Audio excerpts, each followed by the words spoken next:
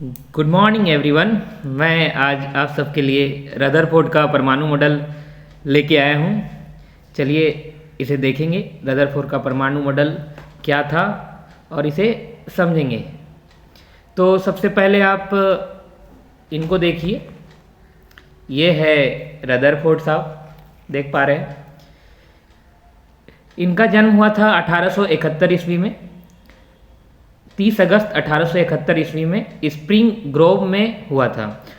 उनको नाभिकीय भौतिक का जनक माना जाता है। इनको जो है ना, नाभिकीय भौतिक का जनक माना जाता है। रेडियोधर्मिता पर अपने योगदान और सोने की पन्नी के द्वारा परमाणु के नाभिक की खोज के लिए बहुत प्रसिद्ध हुए और 1908 में उनको नोबेल पुरस्कार मिला।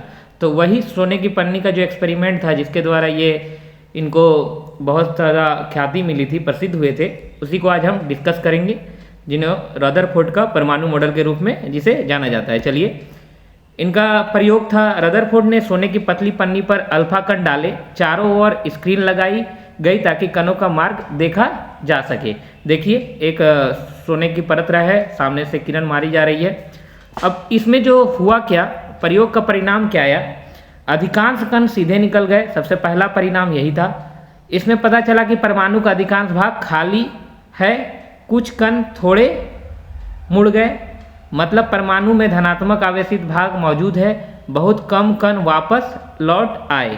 संकेत मिला कि केंद्रों में बहुत छोटा घना और धनात्मक नाभिक है, जहां से लौट के किरण वापस आ गई थी। देखिए, इनका जो निष्कर्ष है, ये निष्कर्ष क्या निकला? परमाणु के केंद्र में नाभिक होता है, पहला निष्कर्ष जिसे इन्होंने नाभिक की खोज कर दी परमाणु में। नाभिक में धन आवेश लगभग सारा द्रव्यमान होता है।